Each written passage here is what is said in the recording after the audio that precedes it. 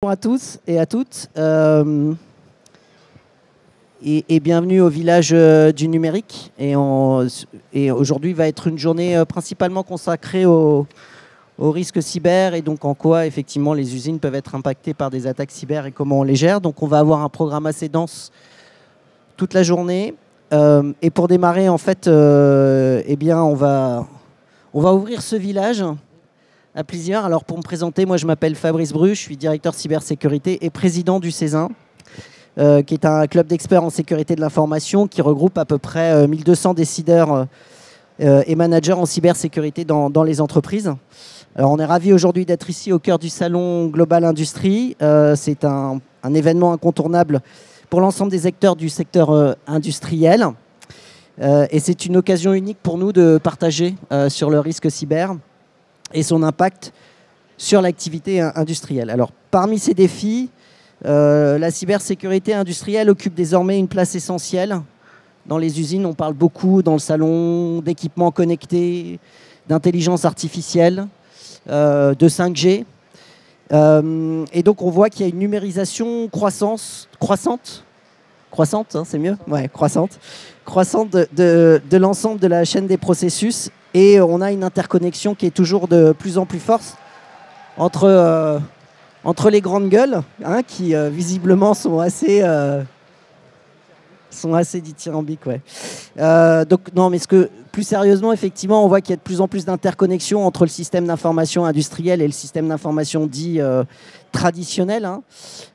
Et évidemment, cette interconnexion n'est pas sans amener de nouveaux risques pour l'activité industrielle. On voit également un essor de la télémaintenance ou de l'accès des fournisseurs à distance sur nos chaînes de production industrielles.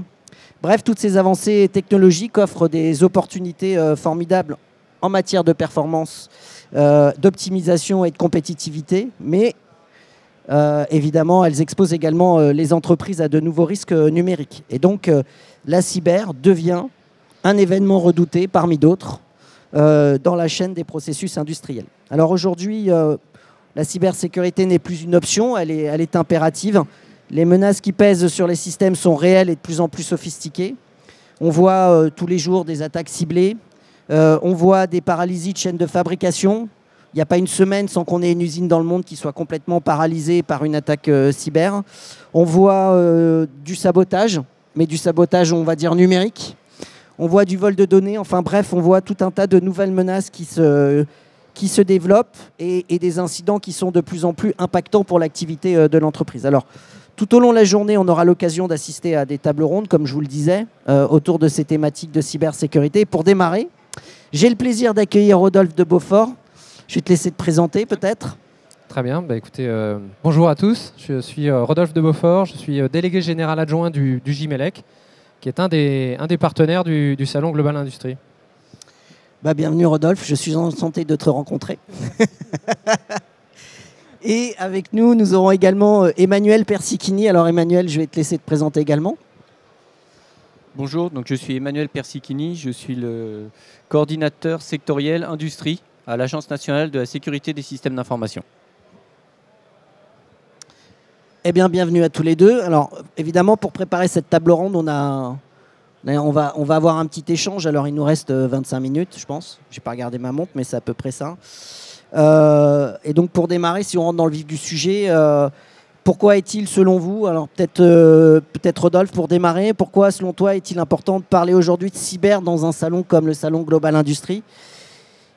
Et j'aurai la même question pour toi ensuite Emmanuel, pourquoi l'ANSSI avez-vous souhaité contribuer également sur ce salon? Rodolphe? Ouais.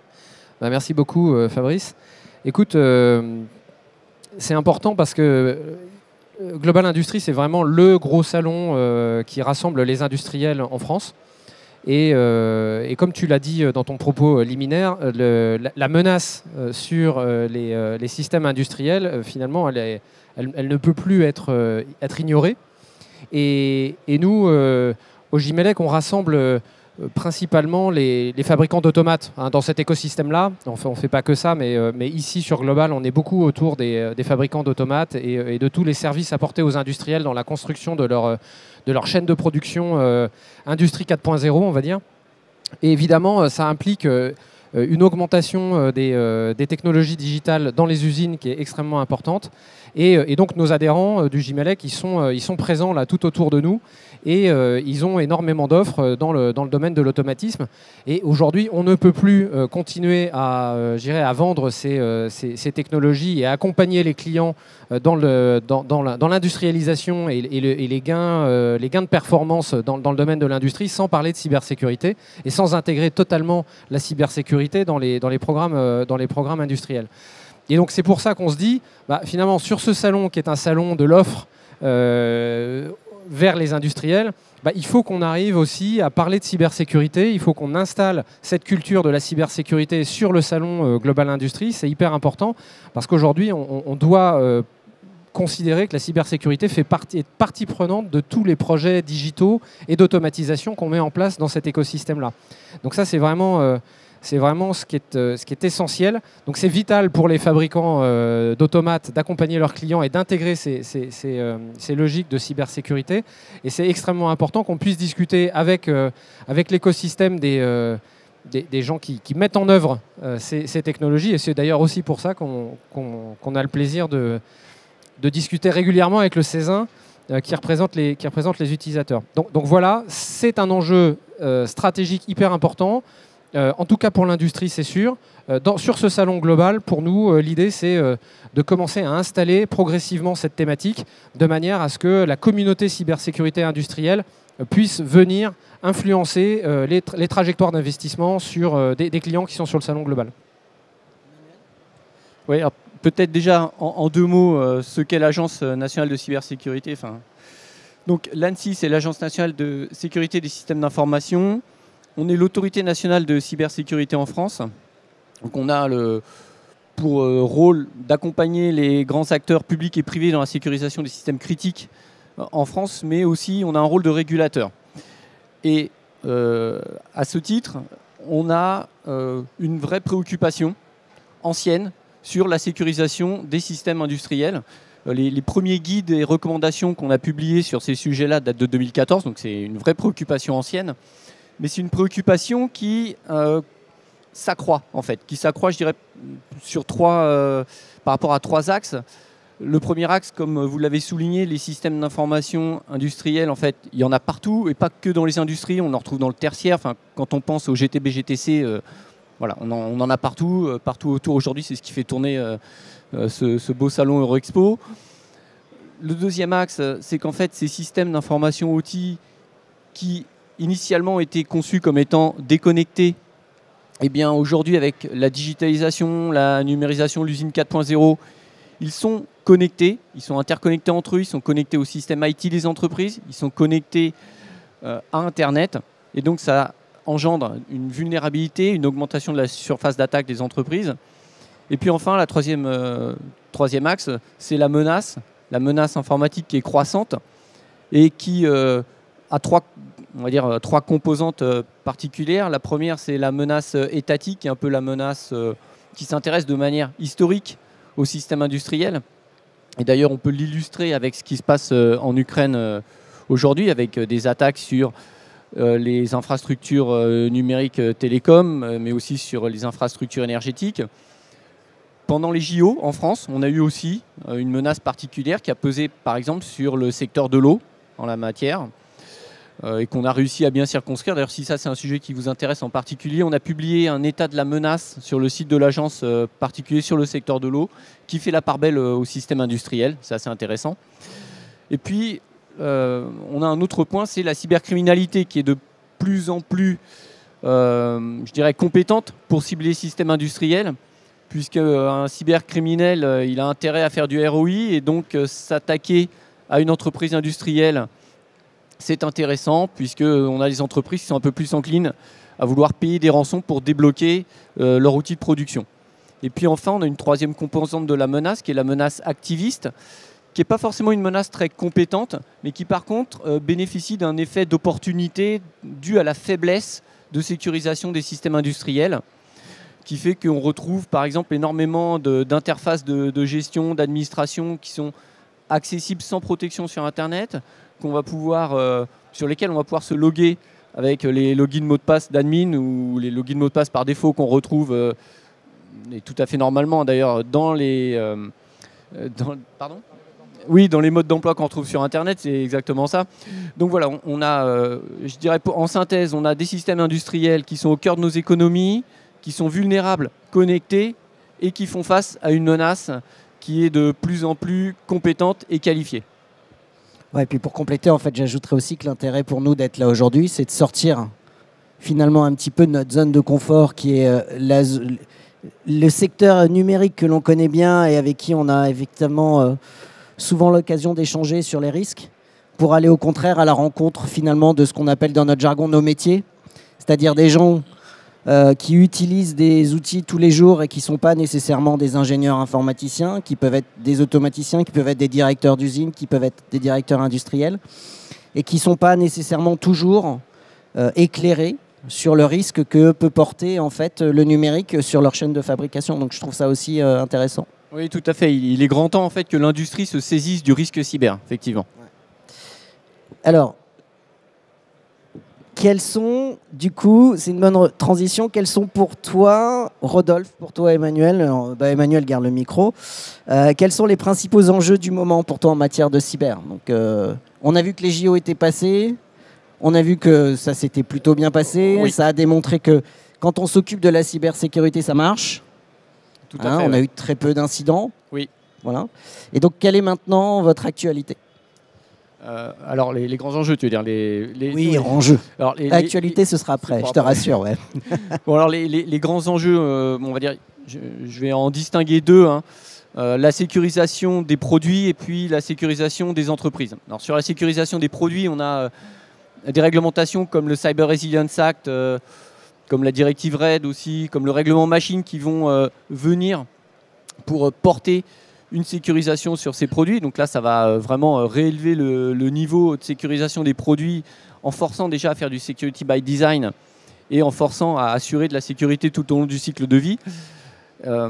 Mais au-delà de ça, ce qui est important sur la sécurisation des produits, c'est vraiment que les donneurs d'ordre en fait, demandent à leurs fournisseurs des offres de solutions sécurisées, de manière à pouvoir stimuler le marché. Et là, pour moi, ça fait le pont avec la sécurisation des entreprises. C'est-à-dire qu'aujourd'hui, ces donneurs d'ordre n'ont pas assez la conscience en fait, de l'importance de la cybersécurité dans leurs entreprises. C'est-à-dire qu'aujourd'hui, les entreprises n'ont pas véritablement conscience que la cybersécurité peut mettre en danger la sûreté de fonctionnement. Et donc, elles ne mettent pas l'accent, comme elles le font, par exemple, sur la sûreté de fonctionnement. Donc, il est vraiment important de remettre au cœur des stratégies projets des entreprises cette cybersécurité dans les projets industriels. Et il y a un point aussi qui est important sur la sécurisation des entreprises, c'est que pour illustrer le fait, comme je le disais, qu'on retrouve des interfaces d'administration sur Internet sans protection, c'est-à-dire qu'aujourd'hui, dans les pratiques d'administration, les pratiques de maintenance, les pratiques d'intégration des systèmes industriels, c'est peu de dire qu'il y a une très très grande marge de progrès à faire en matière de sécurisation des systèmes. Et là, il faudrait pouvoir protéger de manière simple, hein, c'est-à-dire qu'avec de simples mesures d'hygiène de cybersécurité de base, faire attention aux accès, faire attention aux mises à jour, attention au changement de mot de passe, des choses vraiment simples, on peut vraiment se protéger des cybermenaces de masse. Et donc là, il y a deux axes de progrès. Il faut que les intégrateurs, mainteneurs, fassent cet effort de proposer des solutions sécurisées. Puis d'un autre côté, il faut que les clients demandent à leurs sous-traitants d'avoir des pratiques sécurisées. Rodolphe ? Ouais. Alors effectivement, il y a un certain nombre d'enjeux qui se dégagent. Et je vais essayer de parler au-delà de ceux qu'Emmanuel vient de nous présenter. En matière de cyber, dans la partie industrielle, il y a d'abord un enjeu de gouvernance qui reste assez important. C'est-à-dire qui s'occupe de la cyber dans l'entreprise, qui s'occupe de la cyber dans l'usine, quelles sont les responsabilités, comment sont décidés les budgets d'investissement, est-ce que ça fait partie du budget de l'usine, est-ce que ça fait partie d'un budget cyber du groupe, est-ce que ça fait partie du budget de la DSI. finalement, il y a encore, et chaque entreprise trouve un peu son modèle, mais il y a encore de la fluidité à avoir dans la façon dont on considère l'objet cybersécurité.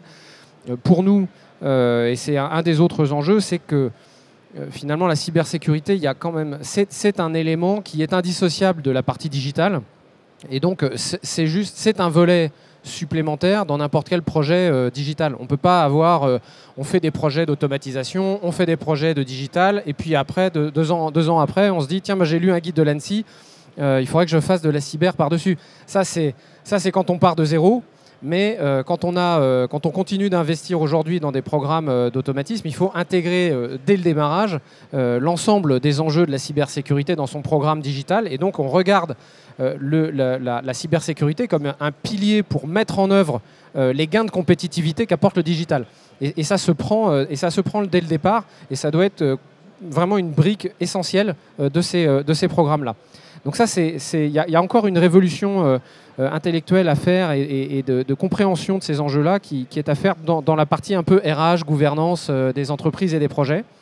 Ensuite, il y a un deuxième enjeu important, c'est une fois qu'on a fait un exercice de mise en œuvre d'un certain nombre de mesures de cybersécurité, donc déjà c'est bien, parce que comme tu disais, il y a encore beaucoup de marge de manœuvre et beaucoup de marge de progrès, ne serait-ce que pour mettre en place les bases.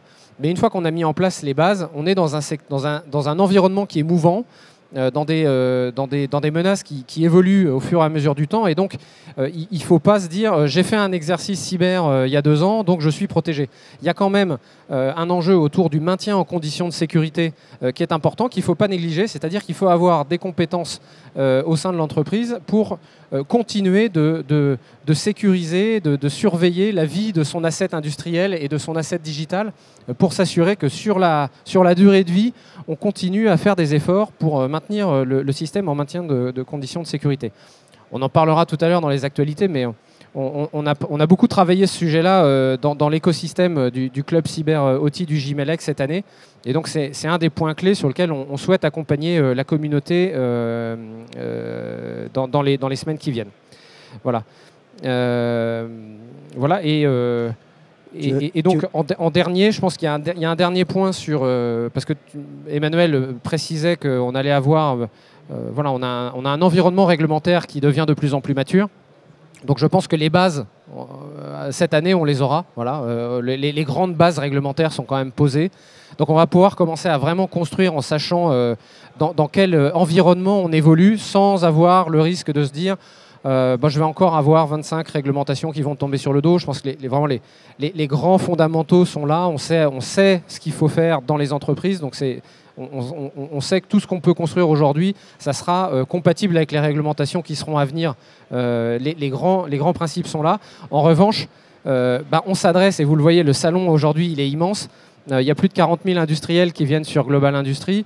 Il va y avoir un enjeu de scalabilité des compétences qui est quand même assez important. Aujourd'hui, le monde de la cyber et de la cyber industrielle en particulier, c'est un petit monde. Hein, on se connaît tous relativement bien. On a commencé à travailler dans des infrastructures critiques, dans le domaine de la chimie, dans le domaine de l'agro, dans le domaine de l'énergie, etc. Mais maintenant, il va falloir scaler ça dans toutes les entreprises. Et donc, il faut se préoccuper de ce sujet-là parce que pour chaque boîte, il faut avoir une stratégie sur comment je capte un accès aux compétences, que ce soit des prestataires, que ce soit des compétences que je puisse internaliser. Donc ça, voilà, pour moi, c'est un des grands enjeux à avoir en tête pour être capable de gérer sereinement ces projets de modernisation dans l'industrie 4.0 demain. Alors moi, j'ajouterais juste 2 choses. J'ai souvent tendance à dire que la cybersécurité dans les usines, c'est comme la loi sur, et de manière générale la cyber, c'est comme la loi sur la ceinture de sécurité dans les voitures. C'est-à-dire que quand mes parents ont appris à conduire, la ceinture de sécurité n'était pas obligatoire. Donc ils ont pris un certain nombre d'habitudes. Quand la loi est apparue avec l'obligation de mettre la ceinture de sécurité sur les chauffeurs, c'était dur. C'était très dur. Hein. Ça bloquait la cage thoracique, c'était pas confortable, on n'arrivait plus à tourner le volant, etc. Et puis nous, on a appris à conduire avec la ceinture de sécurité et c'est devenu un non-événement. Eh bien, la cyber, en fait, c'est un petit peu pareil. C'est-à-dire que si vous l'intégrez dès le départ, eh bien, en fait, on apprend à nos utilisateurs à déjà utiliser un procédé industriel sécurisé. Et du coup, pour lui, c'est un mode de fonctionnement normal. En revanche, si on n'intègre pas la cybersécurité dans un projet Indus et qu'on s'aperçoit que ça génère des risques importants d'arrêt de production, eh bien, en fait, on va certainement devoir demander des modifications de process, des modifications de comportement, des modifications d'usage. Et là, on va avoir une résistance au changement qui est assez énorme. Donc ça, pour moi, c'était le premier point. C'est aussi un petit peu les points sur lesquels nous travaillons. Les deuxièmes points, d'abord, dans un premier temps, on va revenir aussi au basique. Dans l'univers dans lequel moi j'évolue, c'est déjà essayer de se comprendre avec l'industriel. J'aime bien souvent utiliser ce terme, mais effectivement, on ne parle pas le même langage. Une API pour moi, c'est pas une API pour lui, en fait.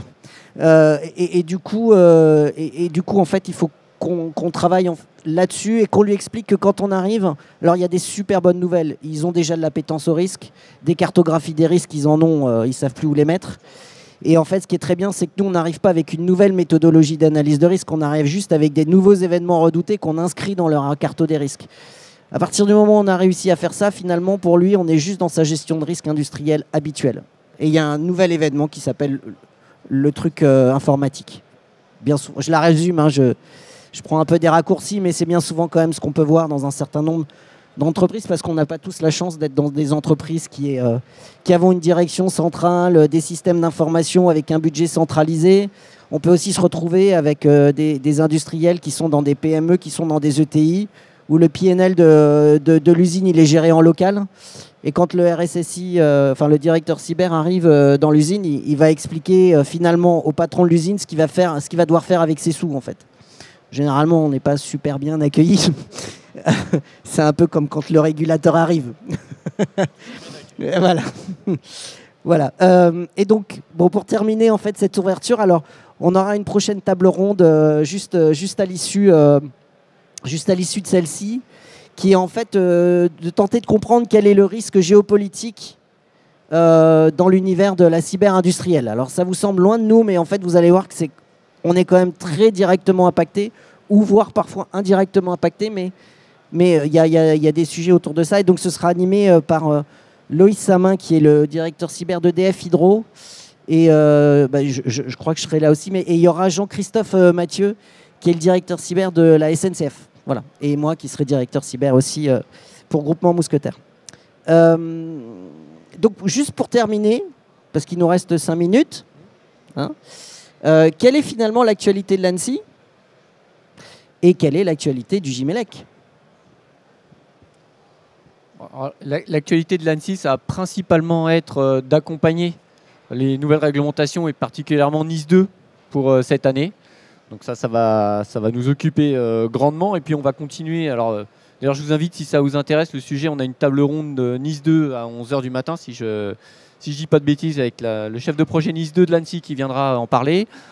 On va aussi continuer à accompagner les entreprises dans les projets, les nouvelles avancées technologiques qui les intéressent, comme par exemple l'IA. Donc d'ailleurs, demain, on viendra animer une table ronde sur l'IA.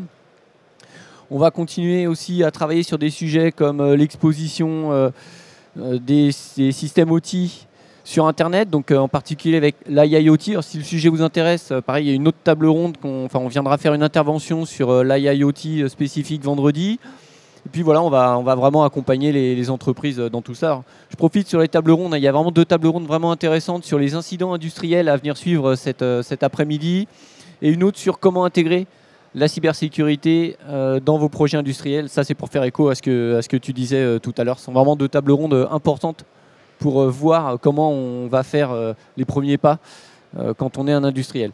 Bon, et puis sinon, ça, j'ai terminé pour la pub. Pour le reste de l'actualité de l'ANSSI, plus prosaïquement, ce qui peut vous intéresser, c'est la sortie très prochaine, dans les prochains jours et prochaines semaines, de 2 nouveaux guides sur la sécurisation des systèmes industriels, où là, on va faire matcher les recommandations de l'ANSSI avec celle de la 62443, qui est une méthodologie bien connue.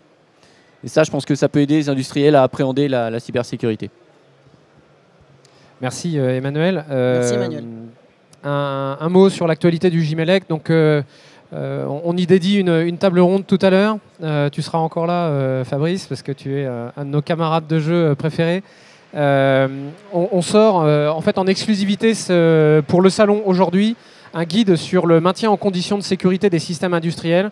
On le travaille avec toute la communauté cyber-OT du GIMELEC, donc les offreurs en cybersécurité, que ce soit les automaticiens, les gens qui font du service, du consulting dans le domaine, ou bien du matériel de sécurité.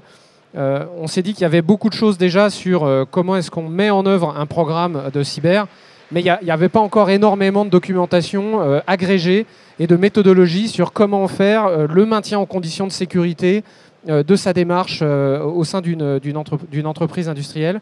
Et donc on publie le guide, il fera une 40aine de pages, et donc on vous invite à 12h30 tout à l'heure à nous rejoindre au même endroit pour une description du guide, et on vous mettra le QR code qui vous permettra de télécharger ce guide qui sera disponible également sur le site web du GIMELEC. Et si vous loupez la conférence, vous pourrez toujours nous retrouver sur le stand du GIMELEC qui est voilà, à 100 mètres dans cette direction.